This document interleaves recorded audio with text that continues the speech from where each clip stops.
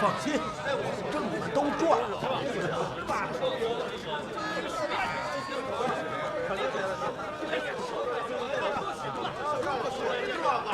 哎，公子，里面请。哎，小二，牵马来了。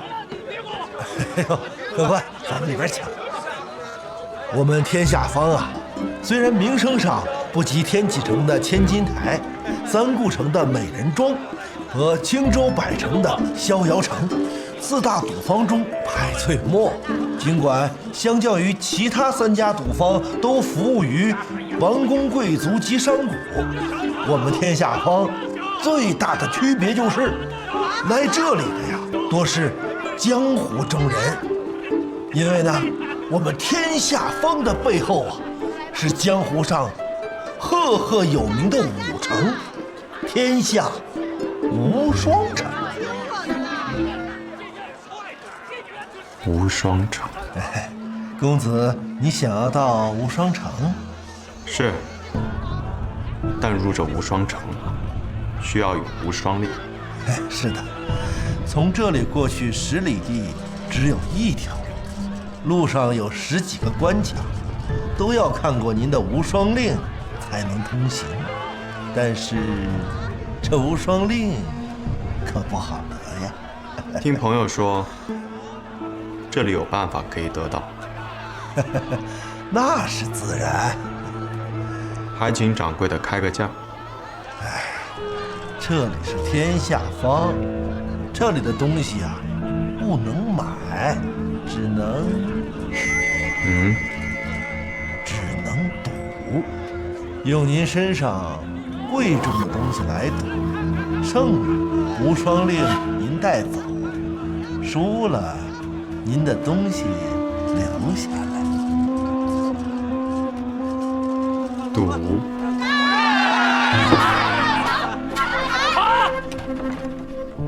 公子这边请。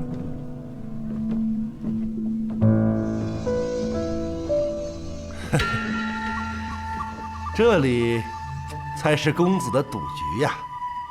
赌术这块我并不擅长，但既然来了天下坊，便按照这里的规矩来。我这有1000两银票，不知是否足够？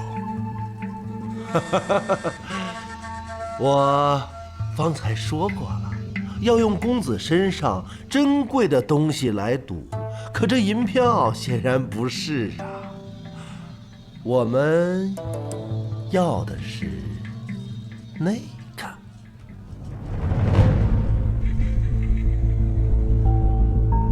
抱歉，这柄剑对我来说有特殊的意义。我这有枚龙泪珠，不知是否算得上珍贵。龙泪珠，据说这枚珠子极具灵力，若是日夜带着此珠修炼内功，半年之后，身体就会发生奇妙的变化呀！掌柜好眼力，确实是个好东西，值得一赌。你们想怎么赌？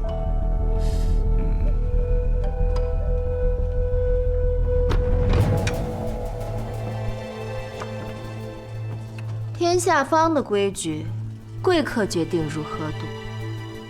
天下坊有气赌，有物赌，你选择哪一样啊？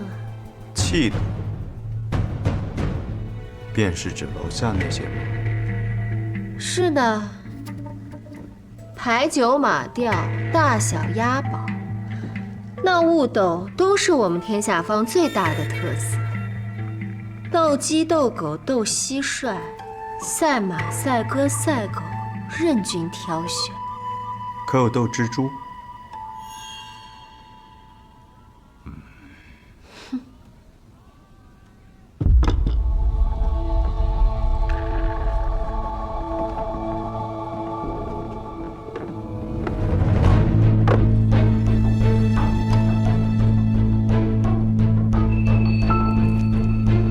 八眼狼蛛。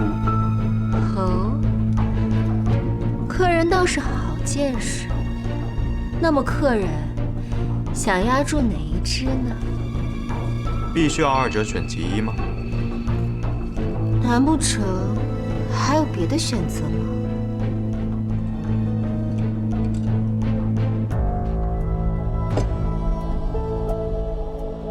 我有一只蜘蛛，我以它同时对这2只，若它能胜，便算我赢，如何？这八眼狼蛛绝非寻常之蛛，公子这盒子还不及八眼狼蛛的1半大小，如何以1敌2啊？公子是不是太过自信了呀？那便试试吧。那便落定了。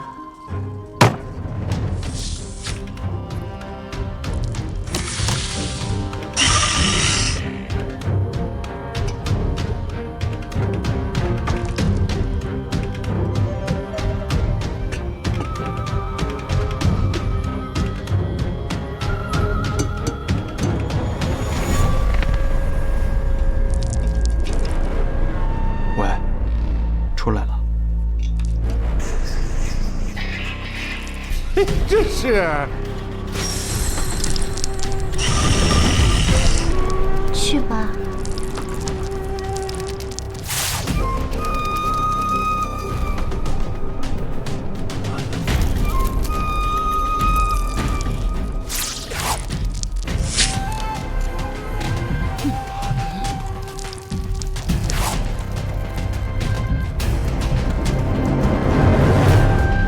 是百鬼蛛，这就是传说中以1敌100的百鬼蛛。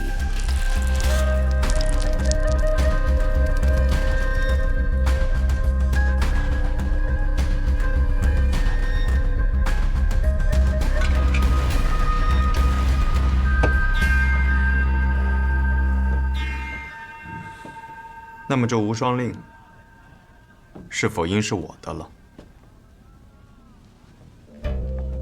公子手握绝世好剑，深藏龙类珠，随手就能拿出稀世珍物百鬼蛛，应当出身不凡。以公子身份，又何须来我天下方要无双令？今日到此，是何目的？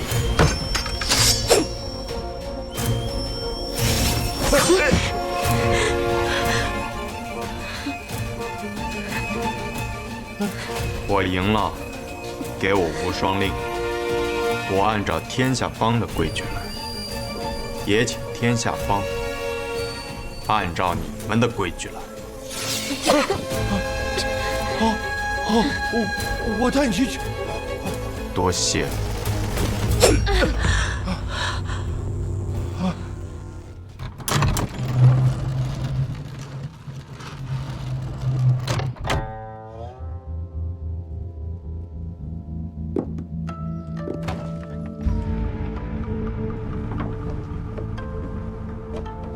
这边请，尊者。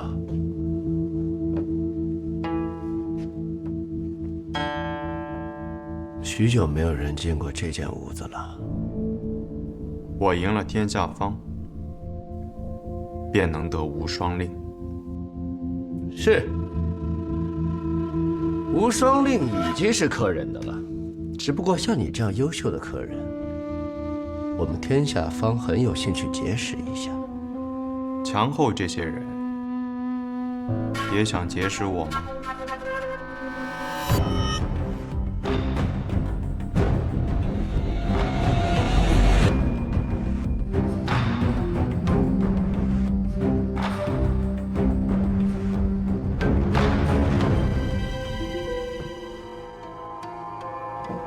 我果然没有看错，客人还真是非比寻常。我说了，这无双令已经是客人的了。告辞。请便。英雄且慢，且慢呐，且慢呐！哎呀，何事啊？若是这路上有人盘查，您就说定了无双城中月霞铁匠铺的追魂弩，此行是来取货的。明白了。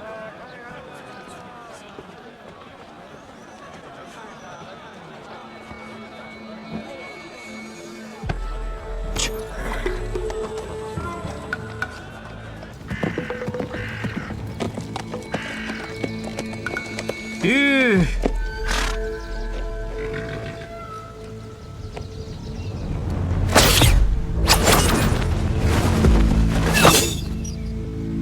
有毒。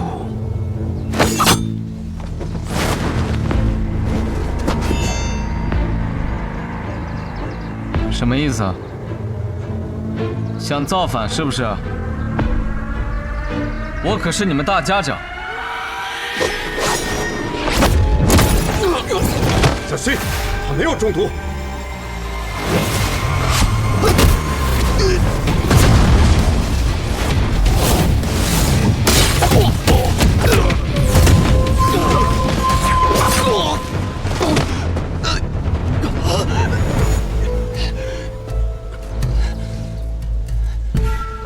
雨墨和昌黎他们呢？那些支持你的人都被下了毒，如今已经被圈禁起来了。是苏兰丹动的手啊！哼，还真是小瞧他。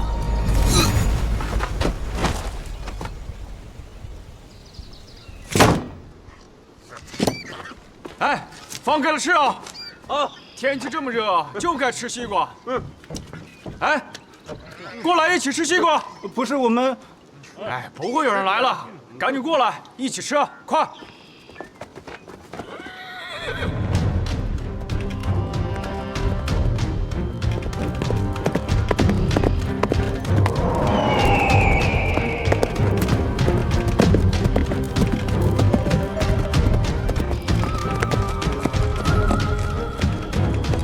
今天敞开了吃啊，要多少有多少，听见没？两位兄弟，这瓜真甜啊！是啊，那是，这西瓜是我特意从南安城那么远的地方运过来的，所以说你们多吃点儿。张荣，真不错啊！谁呀？敢闯我们无双城的关卡？抱歉，方才见诸位兄弟没空理我，便自作主张。我有无双令，此行是因为定了无双城中月霞铁匠铺的追魂弩，特地前来取货的。不对不对，有何不对？先出无双令，再进无双城。如今你已经过了3个马身才拿出无双令，顺序不对呀。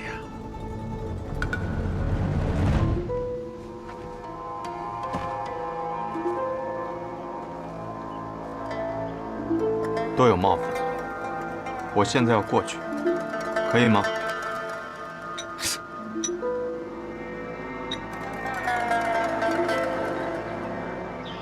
这人死了，还能站起来吗？树做成舟，还能种回去吗？这米煮成粥，还能炒饭吗？不能！不对啊！那敢问这位兄弟，如何才对？这3个马身，1个马身1000两，3个马身3000两。这位兄弟说笑了，我那追魂弩根本不值这3000两，我就算是需要它，也不至于做这么赔本的买卖。相信无双城名扬天下，也不缺这3000两吧？无双城不缺，我缺。更何况你一个戴着面纱、不以真容见人的过客，我怎知道你这面纱之下是何心肠？抱歉啊，我自幼身染奇疾，面部不能暴露在阳光之下，不然会长红疮，故常戴面纱出行，还请见谅。那行吧，看你可怜，300两。哎，少一个子儿可都不行啊！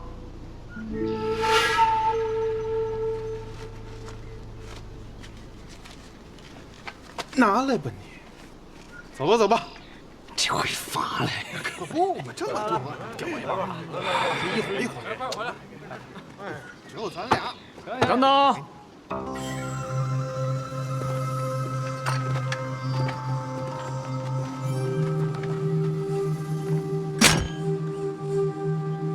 又有何指教？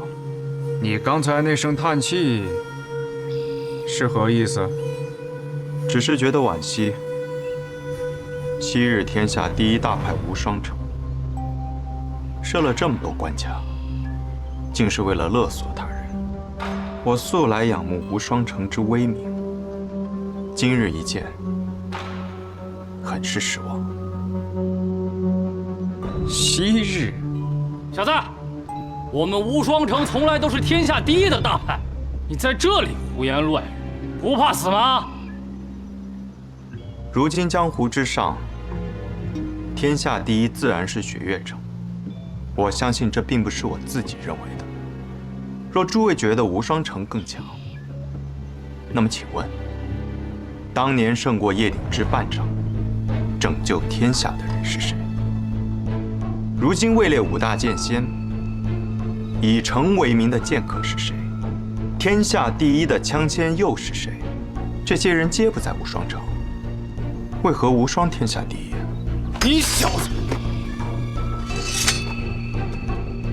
司徒，把银票还给他。大师兄，还给他！可这，给，拿走拿走。你说的对，我们这么做确实令人不齿，但是你刚才侮辱我们无双城的话，我可没办法轻易原谅。可否敢与我战上一场？从天下方到此处，我对无双城很是失望，失望到现在便想离开了。看来不教训一下你，你是真不识好歹。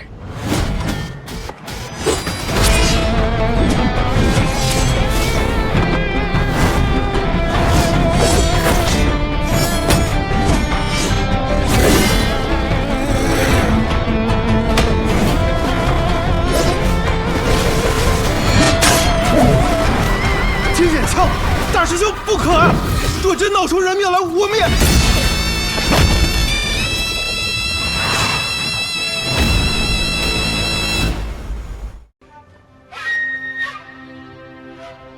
你居然敢在大白天来舅舅府上求降，说明你已经说服了3家之人。是的，爷爷他们已经答应跟殿下合作了。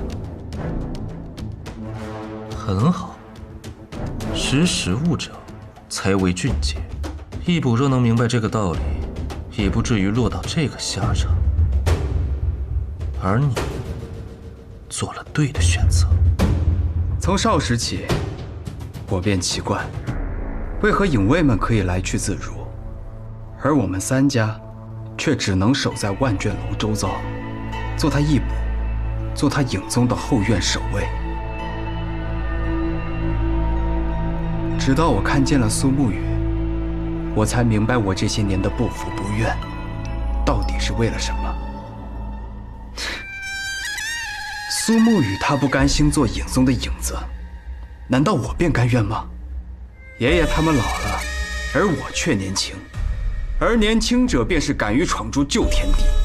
大皇子殿下，我愿做一支利剑，等待您松手离弦之日，助我之声名响彻天下。到那时候，再瞧瞧，是江湖木鱼里的剑厉害，还是朝野风云中的剑厉害？好，很好。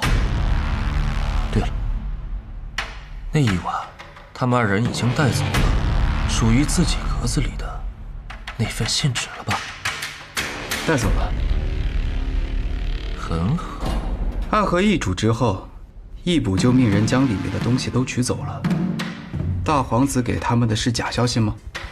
不，自然是真的。甚至可能比原来的那一份还要更加详细。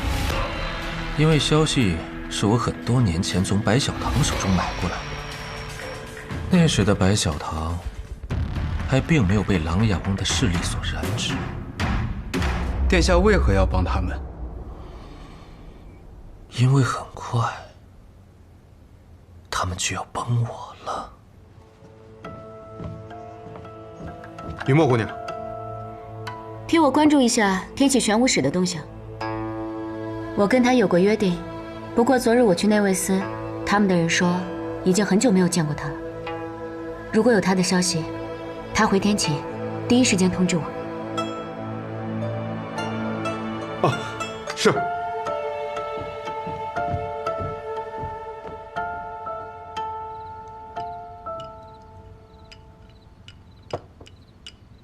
什么千杯不醉啊？才一碗老烧酒就醉倒了。昌河有一个神奇的能力，想喝醉时一杯便醉，想清醒时，即便你把整个村子的酒都搬来，那也是千杯不醉。那他今夜为何选择一杯就醉呢？因为他知道，有些话我要和你单独说。什么？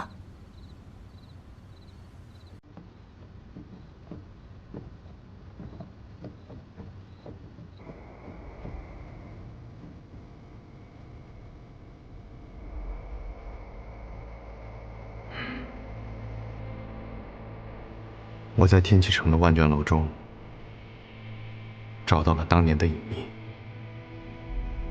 也知道了吴建成覆灭那夜涌入城中杀手的身份。是谁？安和。真的是安和吗？当年安和奉命派出杀手93名，协同卓玉洛的几名亲传弟子，发动了吴建成之乱。卓玉洛全家上下67人，唯有年幼的少主存活，生和大道上被安和所擒。吴建成少主天生剑体，苏家家主垂涎其天分，故特地安排进入炼炉，以无名者身份培养，以待日后成为苏家战力。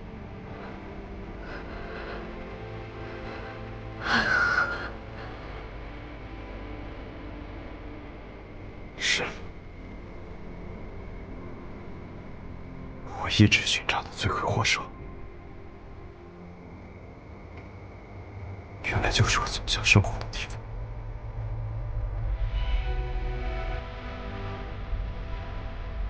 动手的杀手93名，存活下来18人。这上面的名单我都看了，每一个是我熟悉的，因为他们都在日后执行任务的过程中被杀害。你可以看看。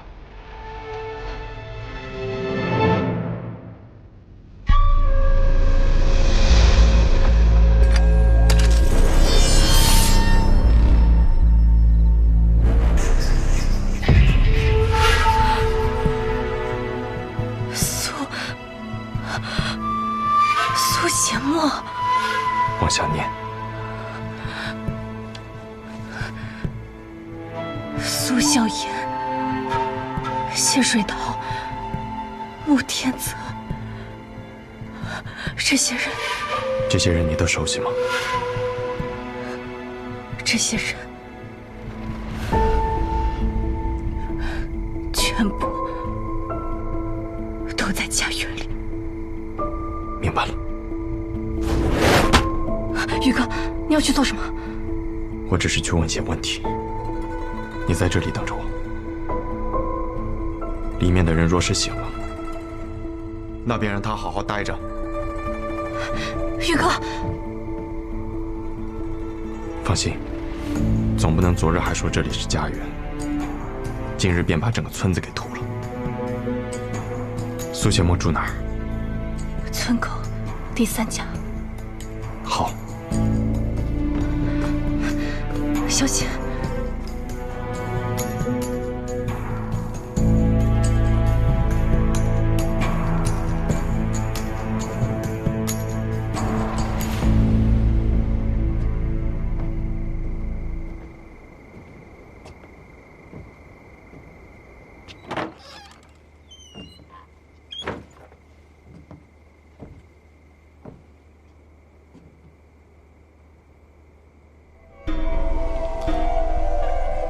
前辈好雅兴，很多年的习惯了。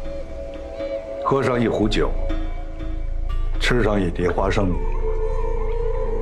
是我每日唯一快乐、轻松的时光。我理解。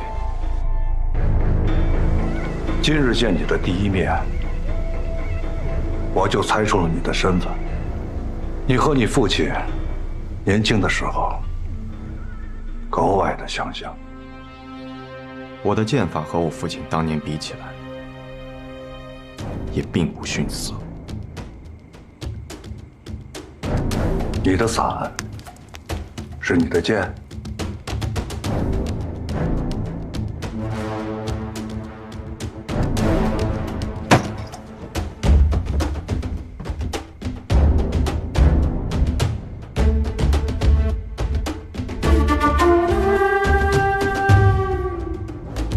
我的伞中藏有18剑，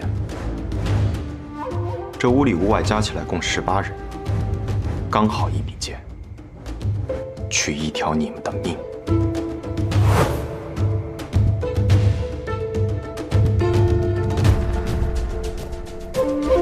不愧是苏家家主，一早就看中的孩子，居然重现了18剑阵。你们这些人应该都已经死了，为何会出现在家园之中？当年提魂殿下了这个任务，大家长本意是拒绝的，因为灭掉一个无间城所带来的影响太大，会动摇暗河的根本。但提魂殿的态度很坚决，因此暗河损失惨重。93名最顶尖的杀手，最后只回来了这18人，而这18人在日后执行任务的过程中，都遭遇到了追杀。没有人能提前知道暗河杀手所接的任务，除了提魂殿。没错，大家长也怀疑是提魂殿和下丹的雇主合谋，要杀人灭口。暗河之中从来都不存在所谓的杀人灭口的事情，因为你们根本不知道雇主的信息，没有灭口的必要。但那一次不一样，雇主想要的是无间城中那些珍藏的剑谱。当我们的人冲入城中的那晚，他们那些潜入的人正在争夺无间城中的剑谱，而我们两方人马在很短暂的时刻产生了错误的交锋。正是在这次交锋的过程中，我试探出了对方所用的剑法。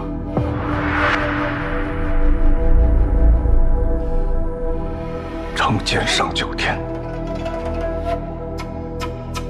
龙影落黄泉。没错，是9天剑法。无双城，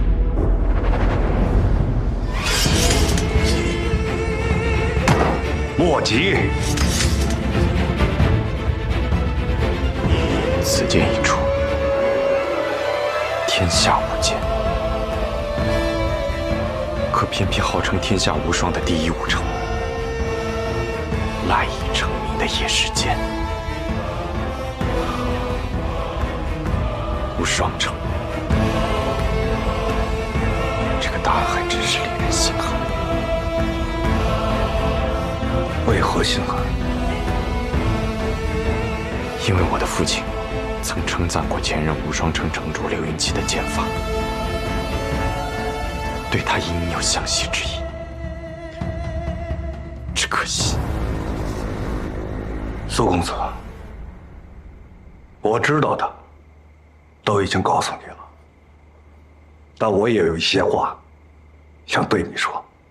我们这些人和你没有任何的情感，也不存在任何的愧疚。安和听令行事，你也是一样。所以，今日若你想复仇，我们必定杀你。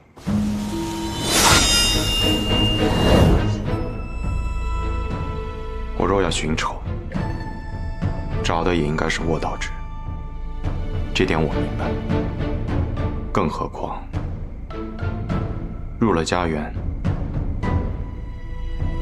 这一生的罪孽荣光都将洗尽，这一点也不会有任何改变。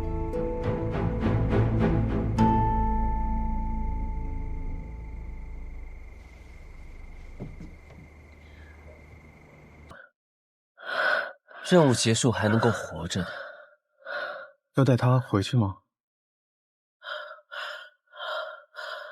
不必了。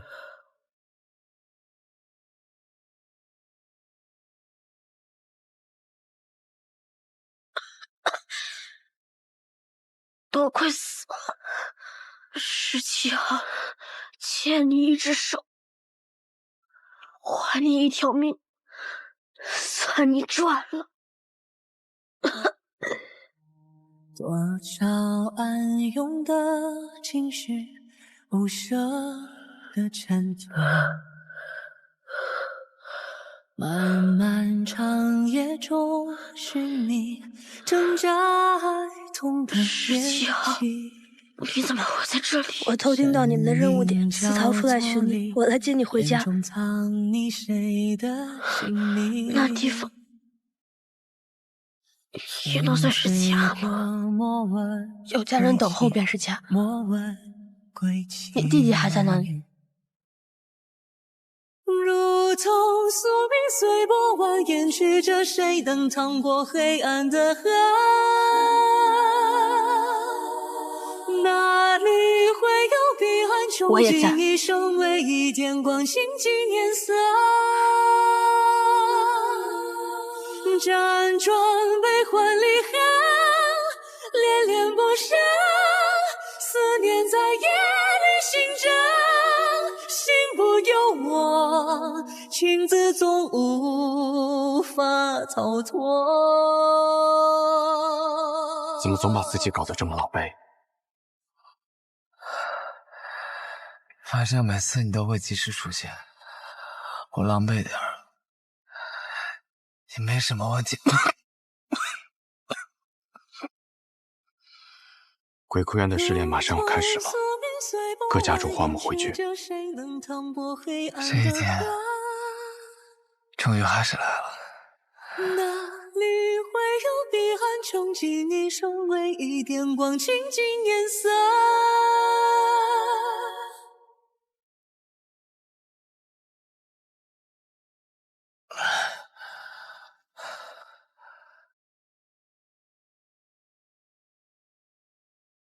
想必你们已经有所了解，待会儿时辰一到，你们就会前往鬼窟渊。每组10个人，只允许留下1个。第一组86号、18号、74号、42号、34号、26号、17号。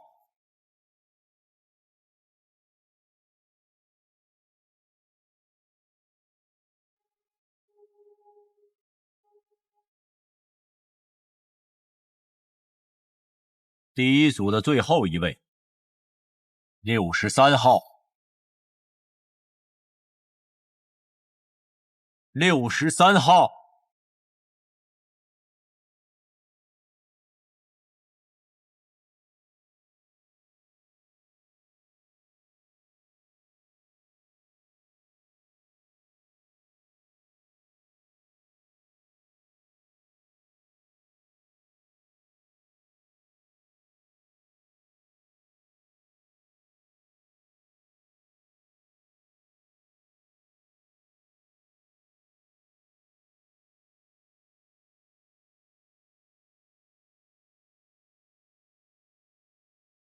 谁惹了穆秋兄啊？生这么大的气？穆子哲，你明知这二人是我苏家属意的，你这般行事，是要与我苏家为敌吗？别给我扣这么大的罪名，我可不敢。我只是在尽我总教习的职责罢了。职责？不把过强的两个人放在同一组，这是三家都默认的。你就不怕我上报提魂殿吗？等他们情深意重，把彼此看成兄弟的时候，再让他们自相残杀。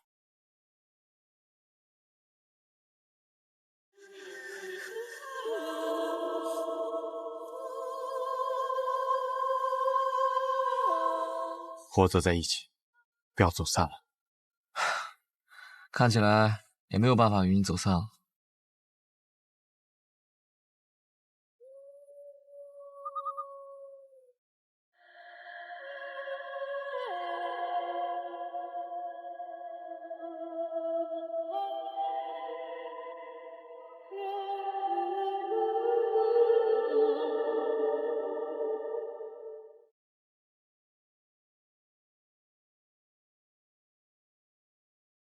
全都来了。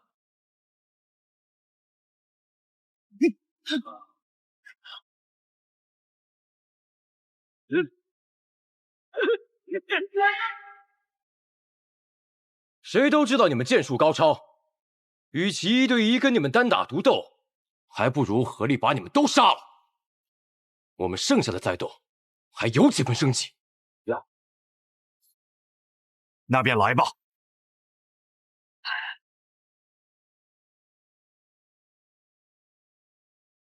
八戒之，刀剑合十，攻守戒备，决一切生机。要胜此战，唯有一途，一二入局。我为尔。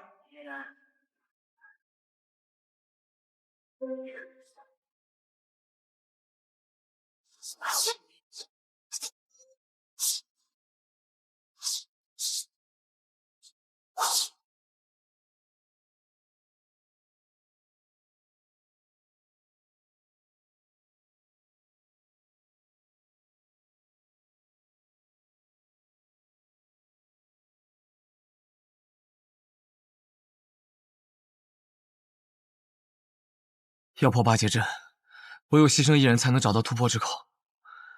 我们两个同时上，算怎么回事？我知道，我来。有生于河下残风冥冥中汹涌，那我走了。回头望云都乱岗，闭上眼月暗之上，谁觉家乡典礼长空，等空出世扭转乾坤，黄雨小子灵根深，走在我脚下无不寻根，借一生不爱也不恨，经历穿越大河，终身一月的人满泪痕。你留了珊瑚中身份，请忘记我是谁，因我也是我们。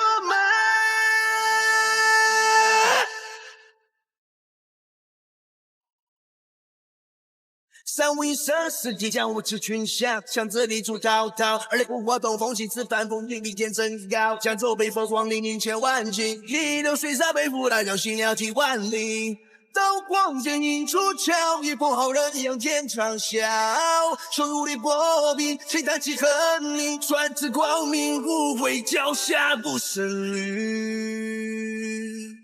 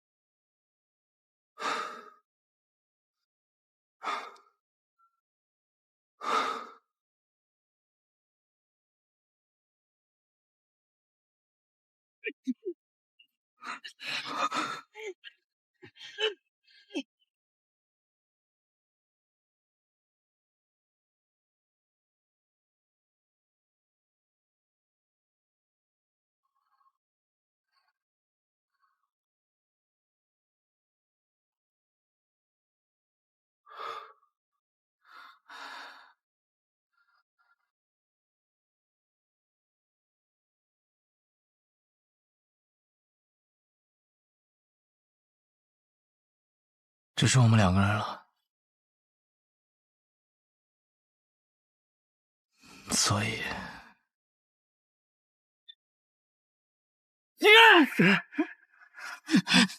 你疯了吗？你这疯子，停下来！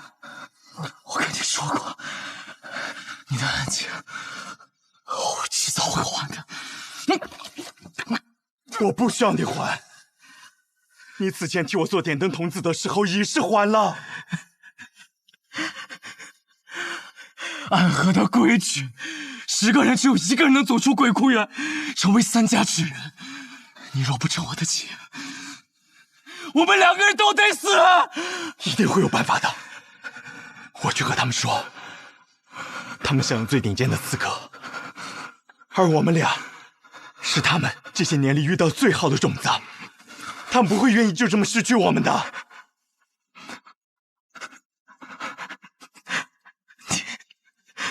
你太天真了。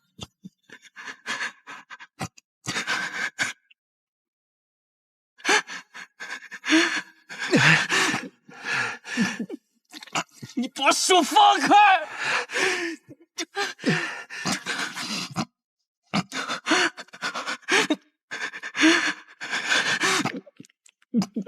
你把手放开！只要足够强，便有资格天真。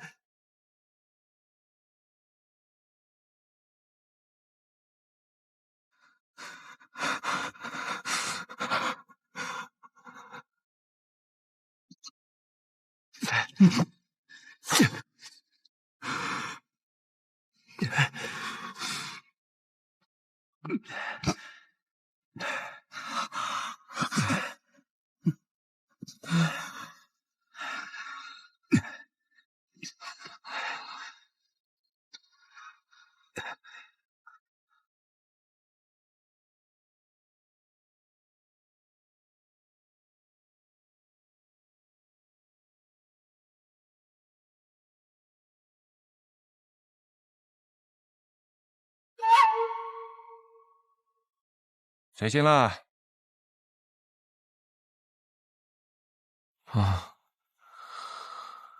做了一个很长很长的梦，梦到一些很久以前的事儿。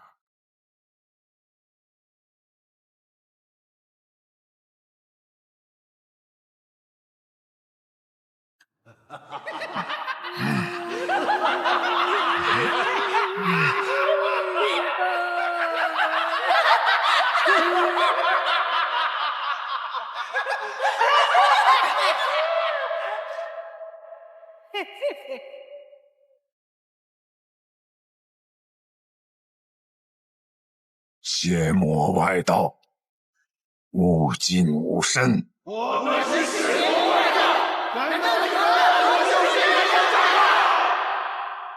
不过是些魔障，看我一剑斩了你们！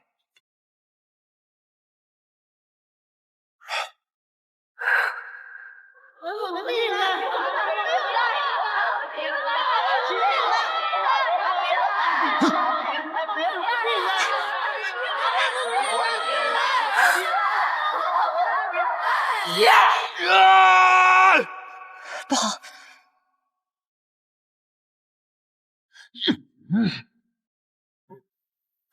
大家长，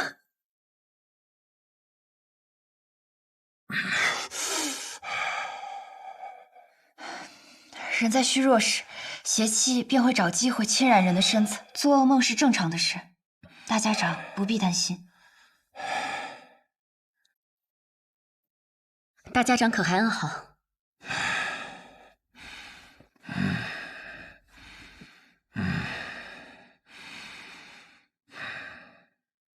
毛头，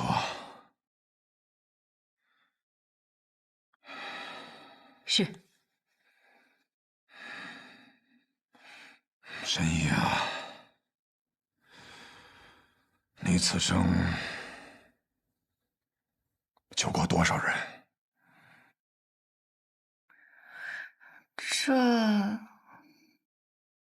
这我哪里记得得？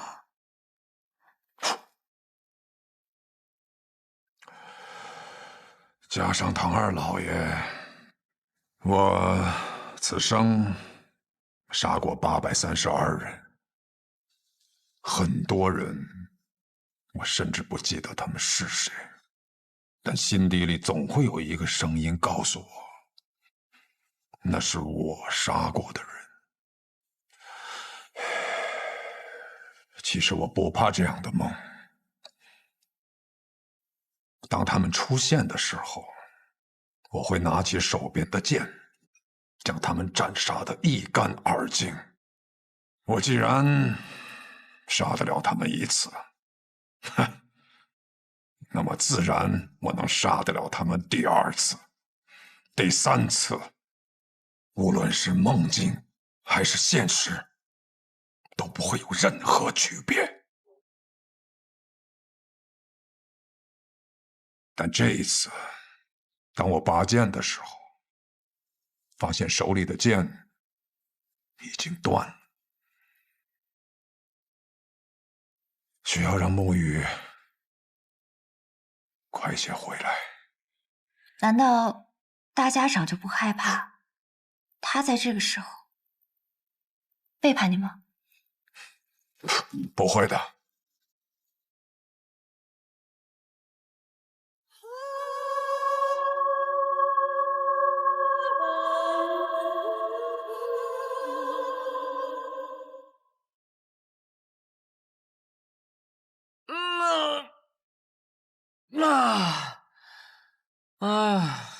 哎呀，坐了许久的马车，累了。小长河，你这个样子能追到鹰，你到底是什么安排啊？追得上。大家长此行北上，无非就是想拖延时间，按照他的手段。老爷子有没有事儿我不确定，但是我们这一批跑腿的，定是要被他清算。所以在我这儿，大家长必须死。然后呢？我对于苏沐雨的安排应当已经到了，让他见见几个故人，拖延一下他追上大家长的时间。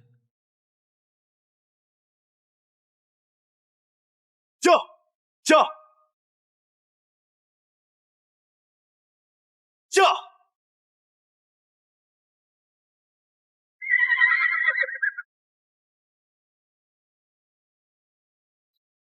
昌黎，宇哥，好久不见了。昌河派你来的？啊，是大哥让我来的。他说让我拦住你，实在不行就哭到你心软。他是不是觉得我不会杀你？他自以为能猜透我的心，可我杀过这么多人，我也有无法控制住自己杀心的时候。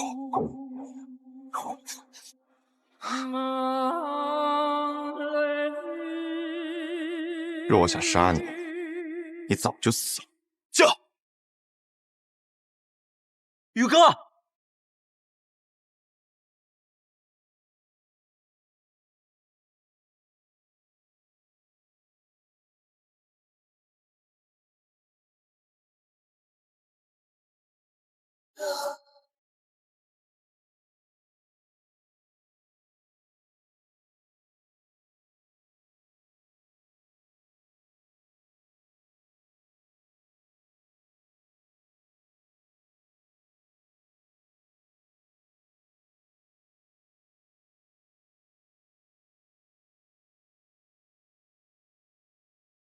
老师，你口中的老师这2个字，放在我的身上，我可不敢当。苏轼先生，许久不见了，苏沐雨。昌河为了拦住我，居然把你也请来了。不必怪昌河，是我自己想来的。我想此事之后，或许我们便没有相见的机会了，就自请来此见你一下。顺道下一局棋。我在赶路，没有时间。若有机会再见先生，回到暗河，我定去藏书阁拜会。若我没有做到让你下完这局棋，昌河或许会杀了我。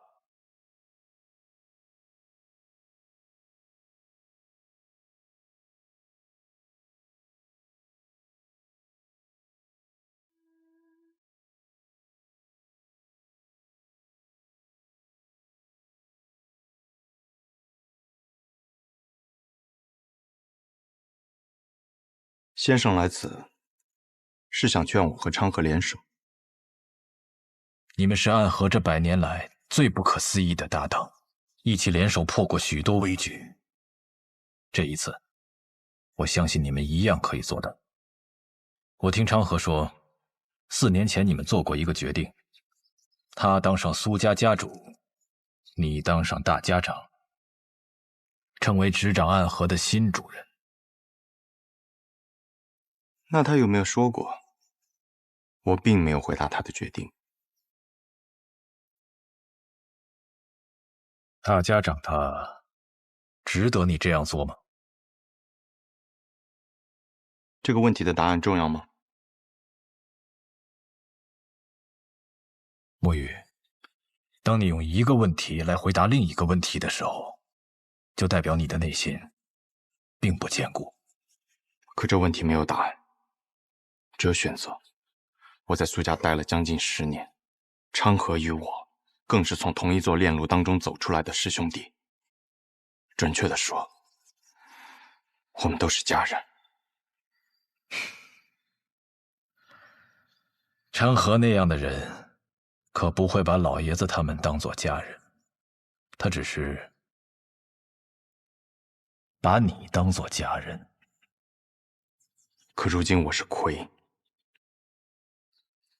我的父亲曾教过我，承诺是比生命更重要的东西。先生您也说过，没了承诺，收了钱的刺客便会因为更多的钱而转头去杀自己的主顾，那么到最后秩序变乱了，刺客便没有存在的理由，暗河也没有存在的必要。你很聪明，但有时候太过于执拗了。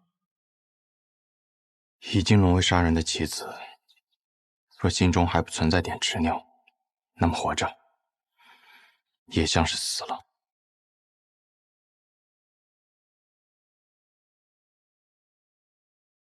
先生，你败了，告辞。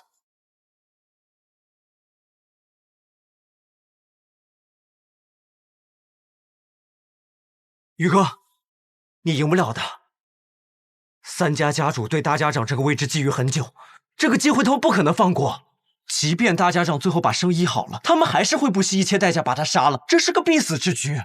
即使死局，那么昌河他到底想做什么？他想改变暗河，跨过暗河，便能到达彼岸。彼岸之处不再是长夜，而应有光明。和我们联手吧。大哥的意思是让大家长在一个合适的时机死掉，死之前他把绵龙剑传给你，你执掌暗河，而他则去扫清苏家的障碍，成为苏家家主。到时候其他2家再有不满，你们便联起手荡平暗河。宇哥，抱歉，我有我的选择。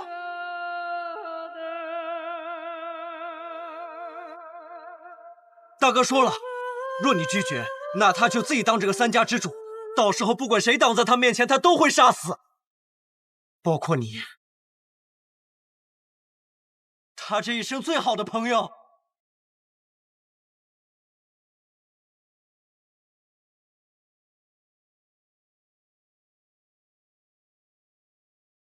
沐雨，道阻且长。行则将至，驾！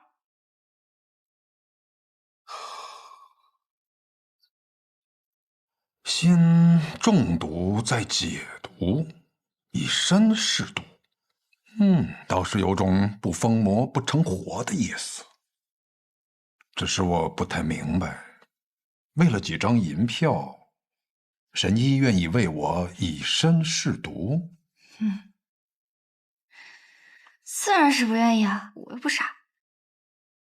不过我有一个办法，既能感同身受的了解大家长体内的毒，但同时又不会死。什么办法？移魂大法。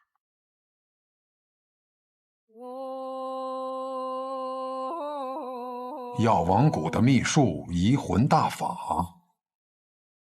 若是一旦对某人施用此法，就能和他无感共识，他的过往和此刻的想法都无法逃脱施用者的眼睛。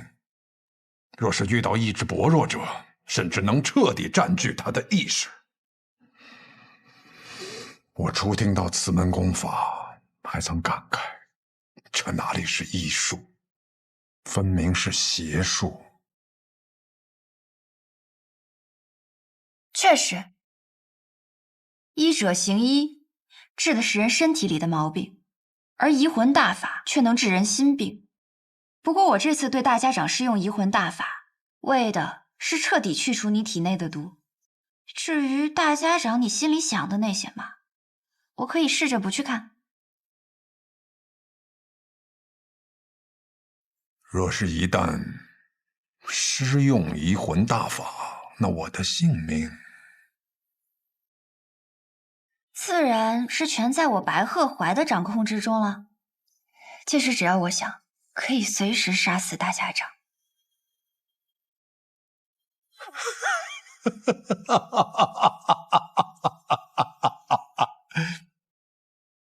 我想试试。大家长能活几日就让他活几日吧，反正我们抓紧时间找机会，先把那小神医给杀了就是。大家长和那个神医有地质摄效保护，你那么有信心？哎呀，我派人传了封信，去向了北面那座皇城，里面有一个人出身唐门赫赫有名，是唐二老爷最亲近的弟子。九江琵琶亭内3道暗器震惊天下，是可以与司空长风、百里东君等人齐名的高手。唐灵月，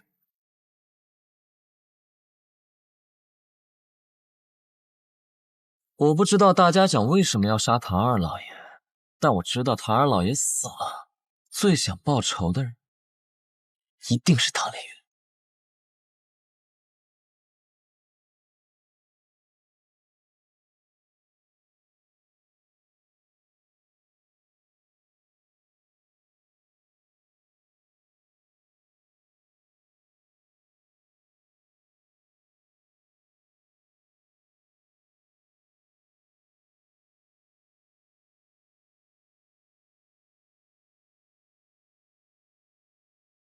护送大家长离开，快！是。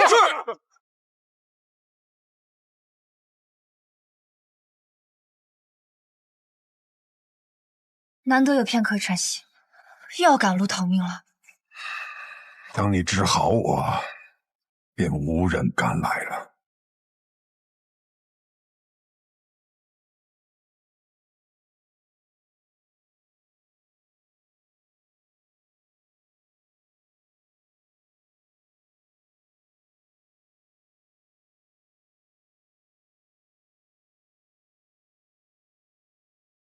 找到你们了，暗河。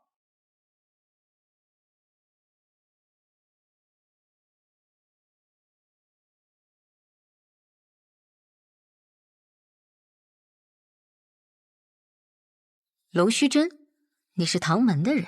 唐门，唐连月。唐连月，原来是天启城4守护之一的玄武使啊！我要找的人不是你，你们大家长在哪？我要见。